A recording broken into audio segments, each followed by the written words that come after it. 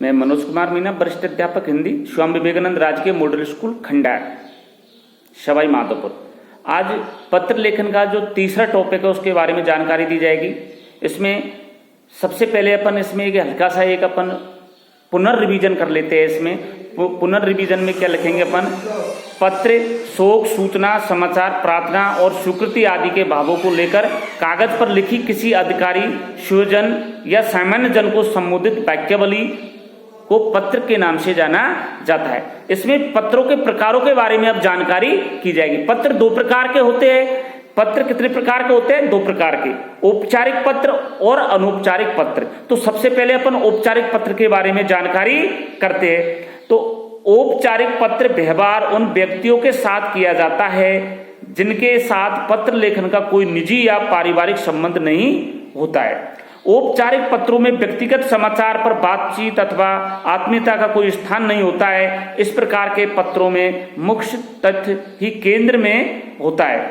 औपचारिक पत्रों में निम्नलिखित प्रकार के पत्र शामिल किए जाते हैं। कौन कौन से पत्र शामिल किए जाते हैं औपचारिक पत्र में? औपचारिक पत्र में किए जाते हैं प्रार्थना पत्र है, आवेदन पत्र है, बधाई पत्र है, शुभकामनाएं पत्र है। जैसे प्रार्थना पत्र अपन स्कूल के प्रधानाचार्य जी को लिखते हैं, प्रधानाध्यापक जी को लिखते हैं, और भी कोई प्रभारी को लिखते हैं। आवेदन पत्र किसी कंपनी, संस्था या औद्योगिक इकाई को लिखते हैं। बधाई पत्र किसी अधिकारी, किसी अधीनस्थ व्यक्ति को विशेष सफलता के लिए लिखते हैं। शुभकामना पत्र किसी अधिकारी द्वारा अपने विभाग में कार्यरत किसी कर्मचारी की विदेशी यात्रा या कोई पदोन्नति होती है उसके बारे में भी लिखते हैं।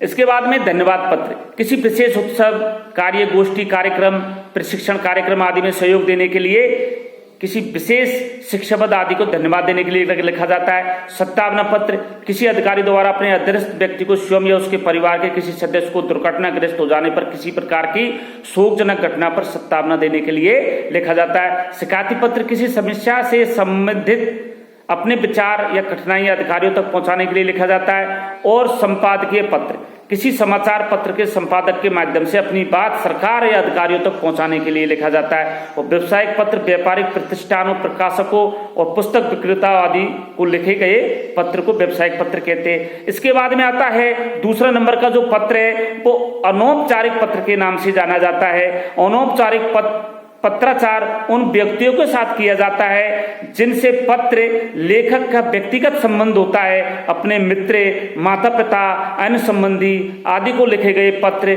अनौपचारिक पत्र के अंतर्गत आते हैं, अनौपचारिक पत्र कहे जाते। अनौपचारिक पत्रों में आत्मीयता का भाव रहता है तथा व्यक्तिगत बातों का उल्लेख भी किया जाता है। मतलब जो अनौपचारिक जो पत्र होता है उसमें आत्मीयता का भाव रहता है, व्यक्तिगत बातों का भी उल्लेख किया जाता है। अनौपचारिक पत्रों में निम्नलिखित प्रकार के पत्र रखे जाते हैं: शुभकामनाएं पत्र, धन्यवाद पत्र, सत्तावना पत्र, अन्य बधाई पत्र, निमंत्रण पत्र, सुझाव पत्र आदि अनेक पत्र लिखे जा सकते हैं। पत्र लिखते समय अपन को काफी चीजों पर ध्यान देना चाहिए। जैसे पत्र लिखते समय प्रापक की आयु, योग्यता आदि का भी ध्यान रखना चाहिए। और पत्र सारगर्भित होना चाहिए।